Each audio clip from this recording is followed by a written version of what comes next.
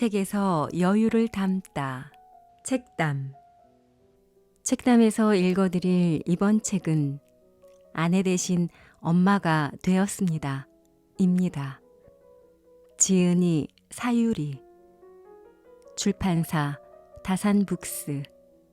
구독과 좋아요도 부탁드립니다. 용기를 주고받는 사이. 쏟아지는 응원 메시지를 보며 세상이 정말 많이 변했다는 걸 실감했다. 그것도 아주 빠른 속도로. 5년만 더 일렀어도 내 선택이 이렇게까지 환영받지는 못했을 것이다. 마침 한국 사회가 다양한 가족 형태에 대해 차츰 시선을 열고 있었던 덕분이다. 레즈비언 커플이나 게이 커플이 매체에 조금씩 모습을 드러냈고, 연인 간의 사랑에 기반한 관계가 아니더라도 가족을 이루고 살 수 있다고 말하는 사람들도 등장했다.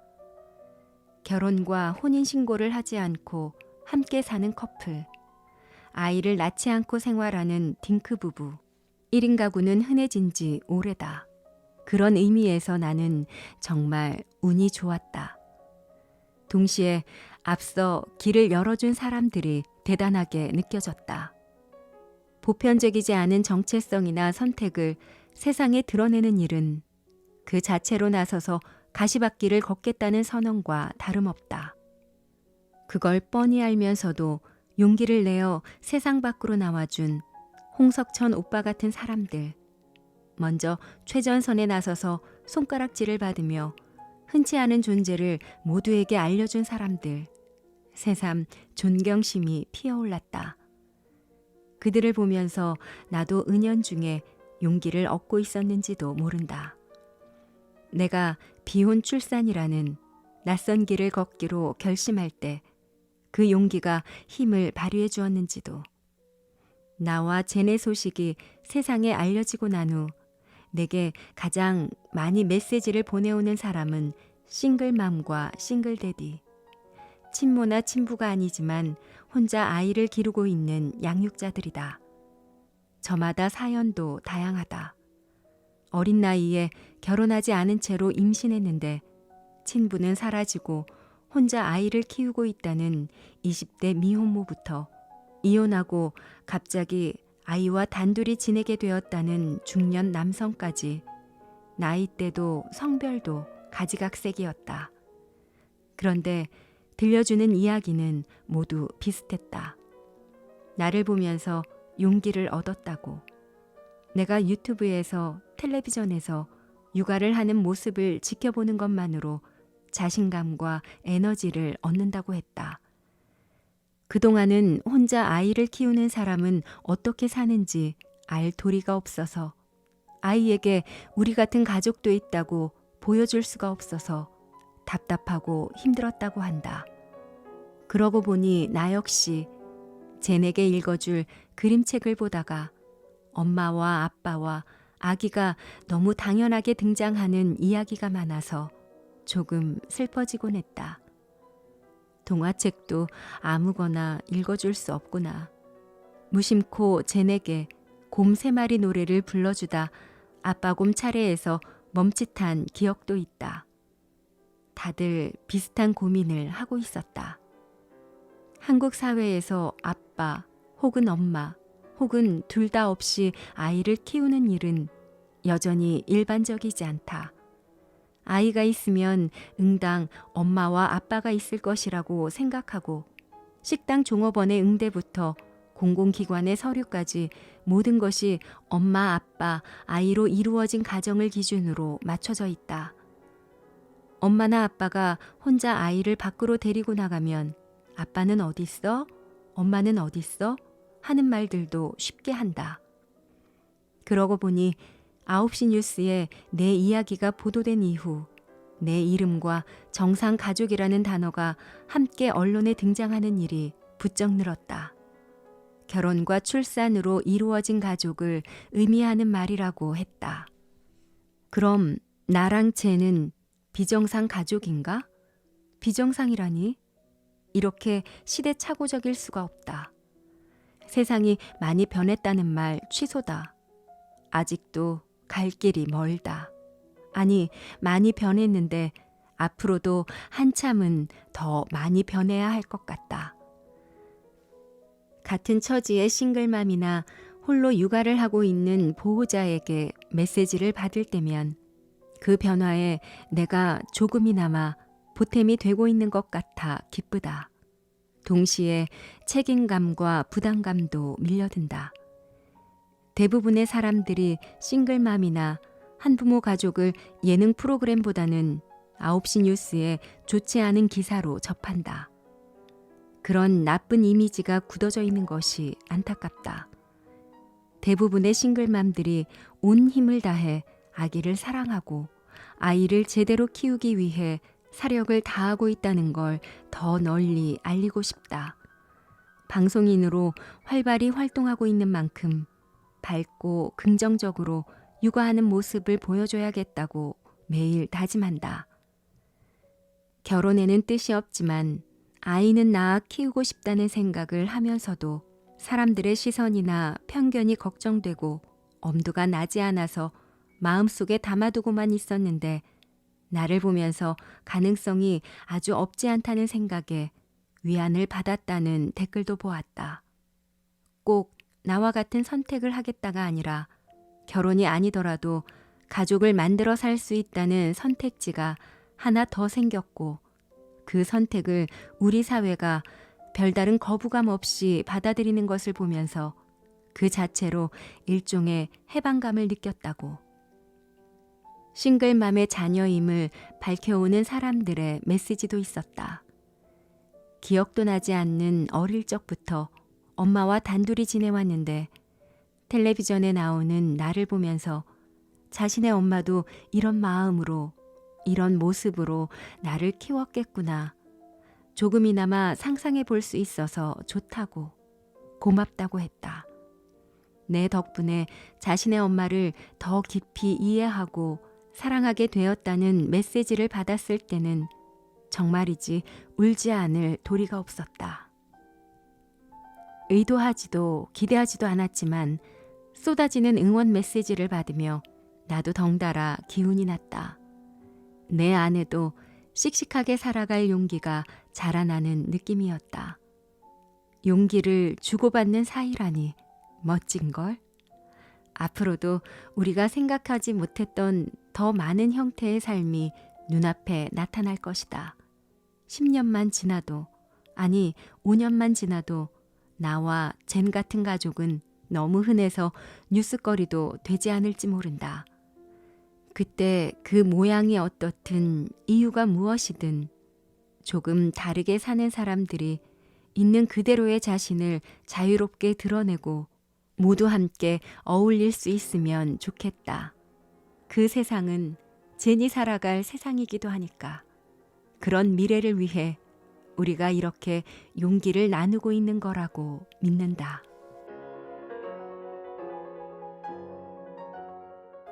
행복은 셀프.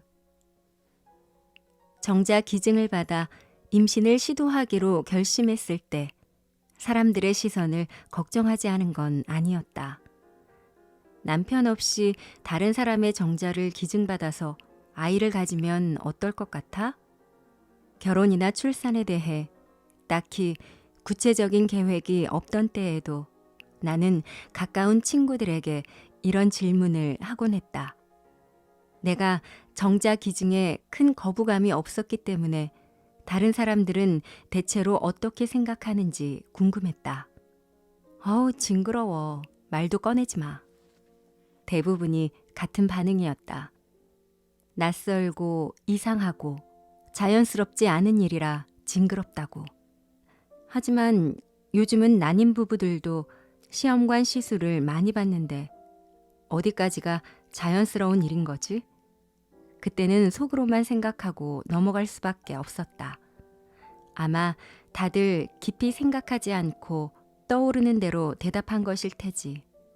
거기다 대고 나 혼자 진지하게 백분 토론을 할 수는 없었다.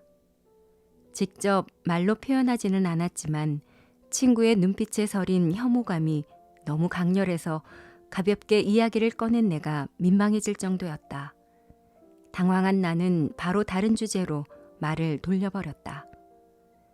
시간이 지나 젠을 낳은 후에 그 친구들에게 네가 그때 이렇게 말하지 않았느냐고, 나 좀 징그럽지 않느냐고 조심스레 다시 물으니 친구들은 그때 내 질문을 제대로 기억조차 하지 못했다.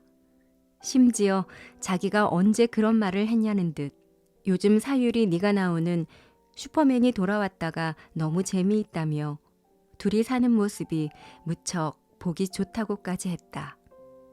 역시나 그때는 자기와 상관없는 먼 세계의 이야기라고 생각해서 대충 대답하고 넘겨버렸던 것이다. 그때 내가 친구들의 대답을 진지하게 받아들여서 정자 기증을 통한 임신이나 출산의 가능성을 내 삶에서 아예 배제해버렸다면 생각만 해도 등골이 오싹해진다. 젠이 없는 삶이라니, 젠이 없는 채로 43이 된 사유리라니. 남자친구는 곁에 있을지 모르지만 몸은 진작 임신이 불가능한 상태가 되었을 것이다. 그때 영영 아기를 갖지 못하게 되었다는 사실을 내가 받아들일 수 있었을까? 지금만큼 행복할 수 있었을까? 많은 사람들에게 응원과 격려, 지지를 받고 있지만 나는 누군가에게 칭찬받기 위해 지금의 삶을 선택한 것이 아니다. 남들의 비난이 두려워 내가 원하는 삶을 포기하지도 않았다. 손가락질이 두렵지 않았다고 하면 거짓말이지만 그보다는 내가 진정으로 원하는 삶을 살지 못하는 것이 더 무서웠다. 그러고 보면 두려움이라는 감정이 얼마나 상대적인지, 실제로 자신 앞에 놓인 갈림길을 두고 중요한 선택을 남에게 의탁하는 사람이 있다. 이 선택으로 내 인생이 완전히 달라질 수 있다는 부담감에 방향키를 남에게 넘겨버리는 것이다. 내게도 임신과 출산, 결혼에 관련해서 이런 상황인데 어떻게 하는 게 좋겠느냐고 조언을 구하는 메시지가 자주 온다. 그럴 때마다 내가 해줄 수 있고 하고 싶은 말은 남의 이야기를 듣지 마세요 뿐이다. 조언을 듣지 말라는 뜻이 아니다. 그 조언에 집착하거나 타인의 말에 지나치게 휘둘리지 말라는 의미다. 내가 원하는 게 무엇인지를 정확히 아는 사람은 나뿐이다. 누구도 나보다 절실하게 나를 생각해 줄 수 없다. 누구도 내가 가장 원하는 삶이 무엇인지를 나만큼 고민해 주지 않는다. 내 모국인 일본도 제2의 고향인 한국도 다들 지나치게 타인의 시선을 의식한다. 특히 요즘 들어 자신의 일거수일투족을 불특정 다수에게 쉽게 공유할 수 있게 되면서 그런 경향이 더 심해진 것 같다. 내가 알지 못하는 사람들의 조언이나 비판까지 어렵지 않게 접할 수 있고 삶에 없어서는 안 될 필수 정보인 양 떠도는 말들도 너무 많다. 하지만 한번 타인을 의식하고 남의 의견에 영향을 받기 시작하면 금방 나 자신을 잃어버린다. 내 행복은 오직 나만이 결정할 수 있다. 진정으로 나를 위하고 나의 행복과 안녕만을 바라는 사람이라도 나의 행복이나 불행까지 대신해 주지는 못한다. 네 말을 따랐다가 내가 이렇게 불행해졌다고 책임지라고 뒤늦게 울부짖어 봐야 아무 소용이 없다. 누구도 내 인생을 책임져 주지 않는다. 게다가 남들의 시선과 말에 맞춰 사는 삶을 정말 행복한 삶이라고 할 수 있을까? 다른 사람이 정해놓은 기준에 맞춰 살기 위해 애쓰는 삶을 정말 내 삶이라고 할 수 있을까? 그러니 무언가 고민되는 일이 있을 땐 남들이 어떻게 생각할까를 걱정하기 전에 내가 정말 원하는 것이 무엇인지를 더 깊이 진지하게 생각해 보면 좋겠다. 혼란스러울수록 더욱더 나 자신에게 집중하고 내 목소리와 속마음에 귀를 기울여야 한다. 치열한 고민 끝에 한 가지 결론에 도달했다면 내 선택과 결정을 믿어보자. 나처럼 목숨보다 더 소중한 존재를 만나게 될지도 모른다.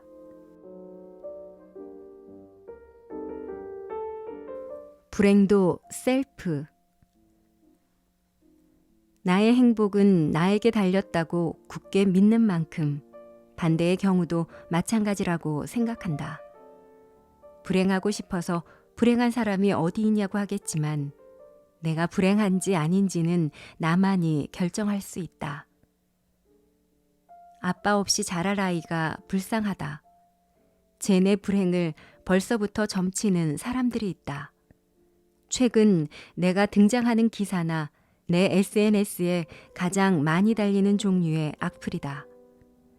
나를 향한 악플에 내가 크게 신경 쓰지 않는다는 걸 알아챘는지 쟤네게 화살을 돌려 나쁜 말들을 쏟아낸다.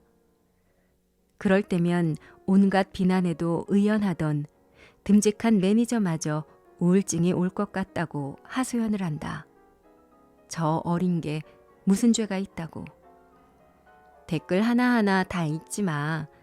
친한 사람이나 가까운 사람도 아니고 내 인생에 요만큼도 중요하지 않고 경찰서가 아니라면 만날 일도 없는 사람이잖아. 그런 사람들이 뭐라고 하든 무슨 상관이야? 쟤한테도 말하지 않으면 그만이야. 내가 되레 매니저를 달랜다. 연예인 매니저라는 사람이 이렇게 마음이 약해서야 일 오래 하겠나? 가볍게 농담을 섞어가면서 나는 내가 옳다고 생각하는 일에 대해서는 남들의 시선을 크게 의식하지 않는다. 주변에서 아무리 나를 칭찬해도 스스로 돌아봤을 때 부끄러운 점이 있다면 오히려 상처를 받는다. 반대의 경우도 마찬가지다. 내 감정의 기준이 나에게 있으면 타인의 말이나 시선에 흔들리지 않을 수 있다. 젠이 나의 이런 성격을 닮으면 좋겠다. 젠을 둘러싼 모든 사람이 젠을 불쌍하다고 해도 젠 스스로가 행복하면 그것으로 충분하다. 세상 모두가 젠에게 행복해 보인다고 해도 젠이 불행하다고 느낀다면 내 마음은 찢어질 것이다. 젠을 가엾고 딱하게 여길 수 있다. 그건 그 사람의 마음이다. 젠이 좀 더 잘하면 젠이 듣는 앞에서 직접 그런 이야기를 하는 사람도 분명 있겠지. 그땐 젠이 내가 정말 불쌍하고 불행한 사람인지를 의심하거나 나는 불행한 아이구나 하고 상대의 말을 그대로 받아들이기보다 농담처럼 유쾌하게 웃어넘길 수 있으면 좋겠다. 씩씩하고 명랑하게 자신의 결핍을 긍정하는 어른으로 성장하기를 바란다. 어차피 모든 것을 다 가진 사람은 많지 않다. 대부분은 다들 어딘가 모자란 채로 태어나고 자란다. 사실 모든 것을 가졌다는 말의 의미도 잘 모르겠다. 사람의 욕심은 끝이 없고 무엇이든 가지려고 하면 밑빠진 독에 물 붓기처럼 평생 갈증이 난 상태로 살 수도 있다. 중요한 건 빈자리, 부족함을 대하는 사람의 마음과 태도다. 세상에는 모든 것을 가졌지만 마지막 하나를 갖지 못했다는 이유로 불행하다고 느끼는 사람이 있는가 하면 자신이 가진 단 하나만으로 행복을 찾는 사람도 있다. 자신의 행불행은 결코 남이 정해줄 수 없다. 다행히 부모님은 내게 소중한 자산을 물려주셨다. 내 안에 단단한 중심을 쌓고 그 어떤 시비나 면박, 공격도 농담과 웃음으로 받아칠 수 있는 여유와 정서적 자산을 나 역시 젠에게 그렇게 해줄 수 있을 것 같다. 젠이 누군가에게 너 참 불쌍하다는 말을 들었다며 울면서 집에 돌아온다면 엄마가 나에게 해주었던 것처럼 그래? 그렇다면 나도 불쌍한 사람이네. 같이 울어버릴까? 하고 젠에게 아이스크림을 내어주려고 한다. 그리고 젠이 더 단단해질 수 있도록 사람들에게 이런저런 말을 듣기 전에 스스로 행복해질 수 있도록 내가 열심히 노력해야겠다. 내가 젠을 행복한 사람으로 만들어줘야겠다.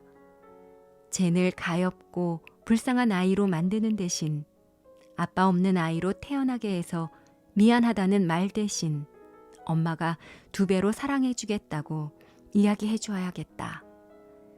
젠이 행복한지 불쌍한지는 오직 젠만이 결정할 수 있다. 젠이 들려줄 대답이 무척 궁금하다.